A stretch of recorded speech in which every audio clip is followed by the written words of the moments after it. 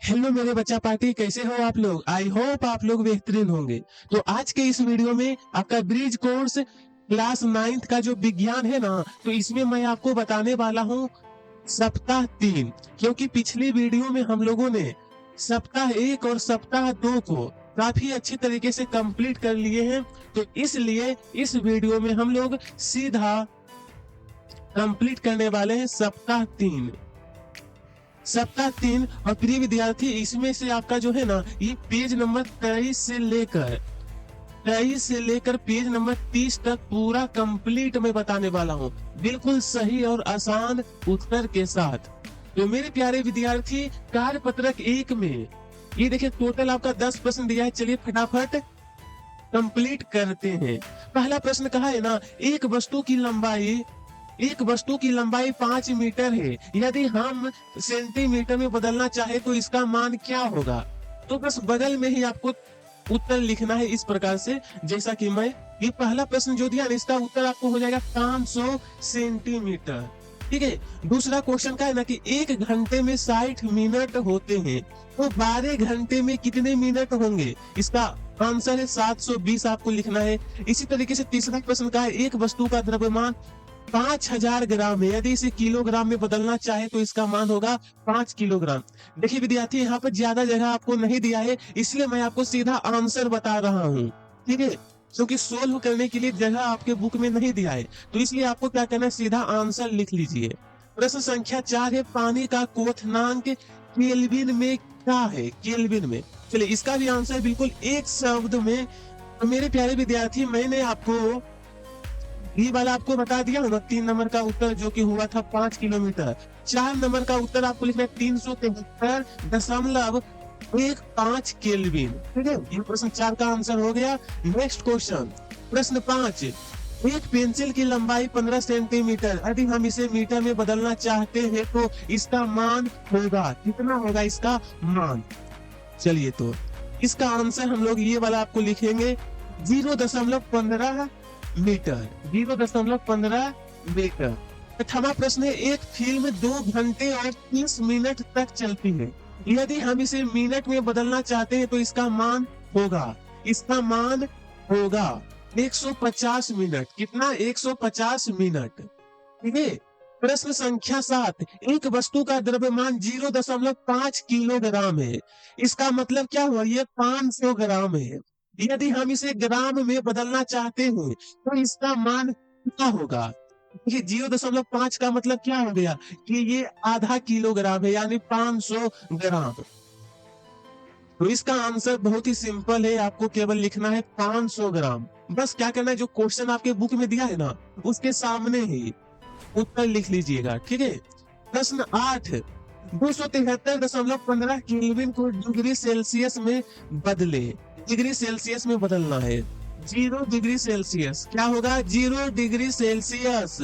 चलिए प्रश्न 9, व्युत्पन्न भौतिक राशि क्या है। व्युत्पन्न भौतिक राशि, इसका भी उत्तर बिल्कुल एक लाइन में लिखने वाले हैं। लाइन में उत्तर लिखिए, जो मूल भौतिक राशियों के संयोजन से प्राप्त की जाती है। बस यही आपको लिखना है, ज्यादा कुछ नहीं। मैंने पहले आपको बताया था ना कि मैं आपको ज्यादा बड़ा उत्तर नहीं बताऊंगा, क्योंकि आपके बुक में भी जगह बहुत कम दिया गया है। चलिए कार्य पत्रक 1 का ये 10वां प्रश्न, व्युत्पन्न भौतिक राशियों के उदाहरण लिखिए। कोई 4 आपको बताना है। आपका वेग, त्वरण, बल, दाब। चलिए आई होप यहाँ तक आपका क्लियर है, प्रश्न 10 तक। नेक्स्ट क्वेश्चन अब हम लोग देखने वाले हैं प्रिय विद्यार्थी।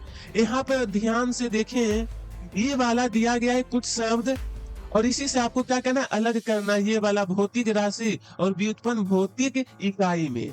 बच्चा पार्टी, इसका उत्तर फटाफट छाप लो।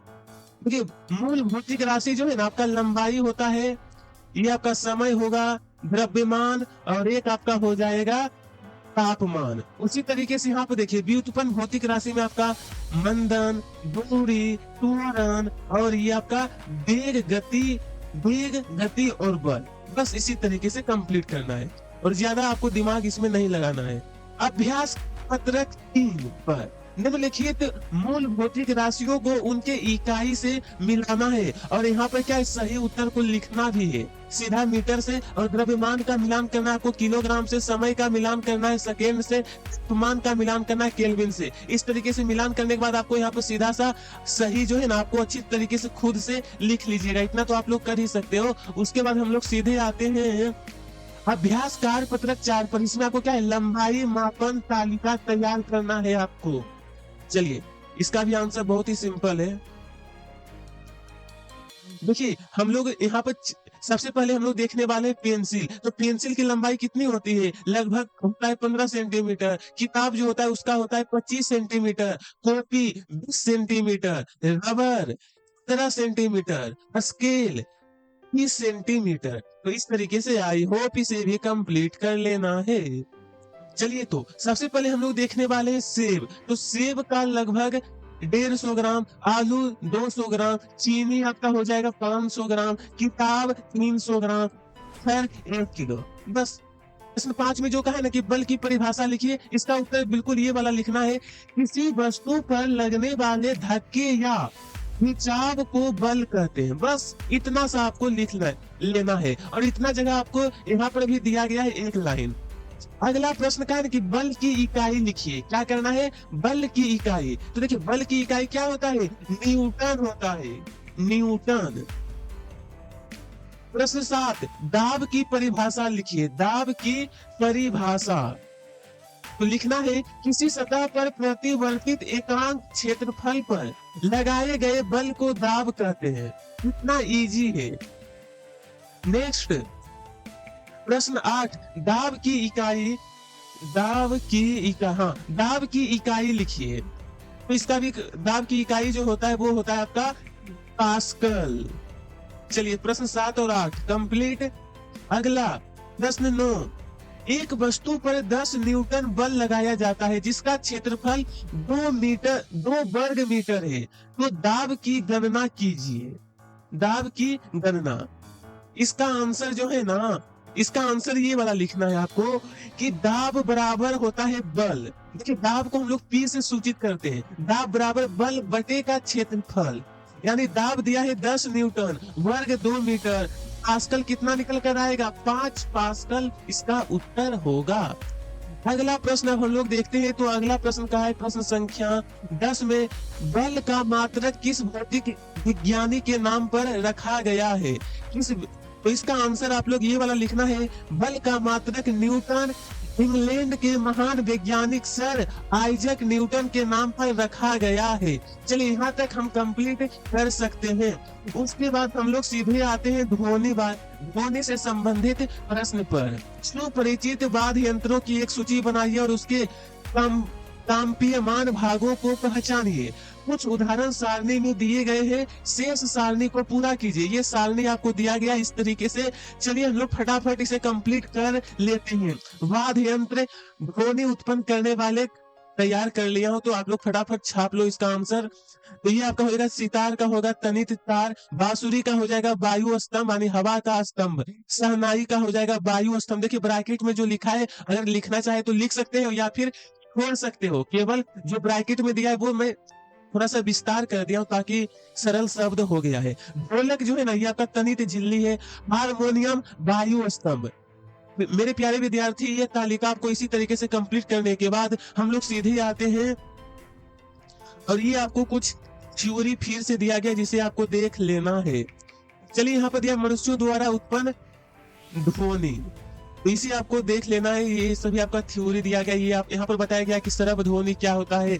इसे तो हम लोग सीधा क्वेश्चन आंसर में कंप्लीट कर लेंगे। गतिविधि 1 में देखिए, वाद्य यंत्र और वाद्य यंत्रों के कंपायन भाग लिखना है। सबसे पहले बीना, तनीय डोरी, तबला का होगा तानित झिल्ली, शहनाई का वायु स्तंभ यानी हवा का स्तंभ। चलिए, ये कंप्लीट। अब हम लोग सीधा आते हैं जो कि लघुतरीय प्रश्न है, जो कि एक एक लाइन में आंसर लिखना है। तो जैसा कि यहाँ पर ध्यान दीजिए, तो अभ्यास पत्रक सबसे पहला प्रश्न पूछा गया कि ध्वनि क्या है। ध्वनि क्या है।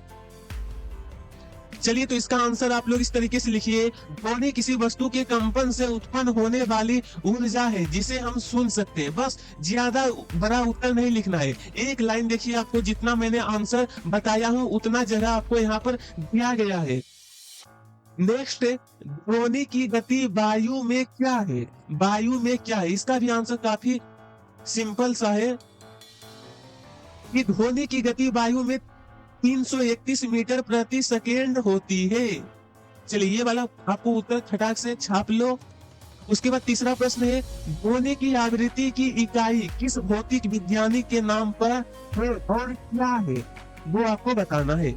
3 नंबर का आंसर ये वाला आपको होगा, ध्वनि की आवृत्ति की इकाई हर्ट्ज, जिसे हम लोग HZ से सूचित करते हैं, जिसका नाम हेनरिक हर्ट्ज के नाम पर रखा गया है। चलिए, ये प्रश्न आपका कंप्लीट। अब आते हैं प्रश्न 4 पर। प्रश्न 4 है, श्रव्य ध्वनि और अश्रव्य ध्वनि अंतर लिखिए। इसका थोड़ा सा उत्तर लंबा होगा।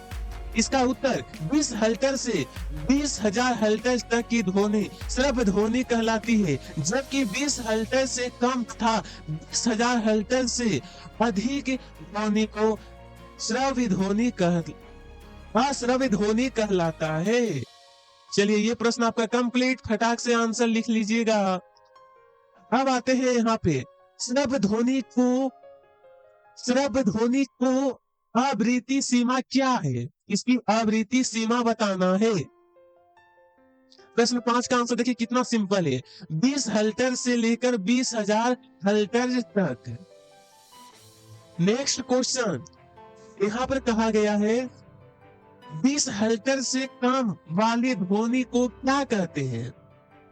ध्वनि को क्या कहते हैं? इसका आंसर आपको लिखना है कि अश्रव्य ध्वनि कहते हैं।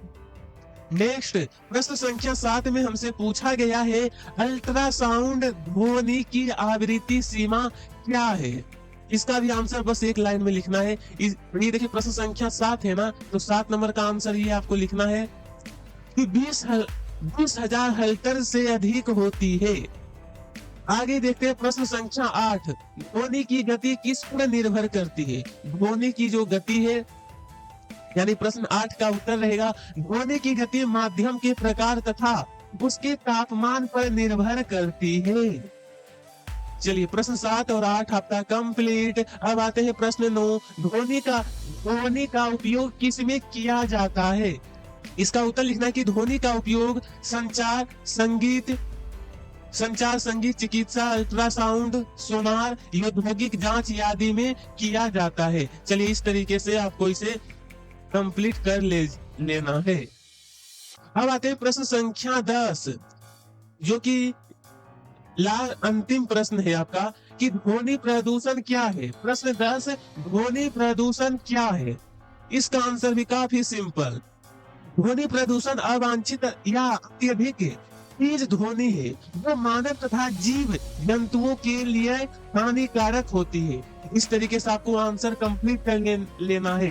तो इसी तरीके से हमारा ये जो आपका था सप्ताह नंबर 3, तो इसी तरीके से हमारा ये जो सप्ताह 3 है ना, पूरे अच्छी तरीके से हम लोगों ने कंप्लीट कर लिए, जो कि आपका था पेज नंबर 23 से लेकर 30 तक पूरा कंप्लीट हो गया है।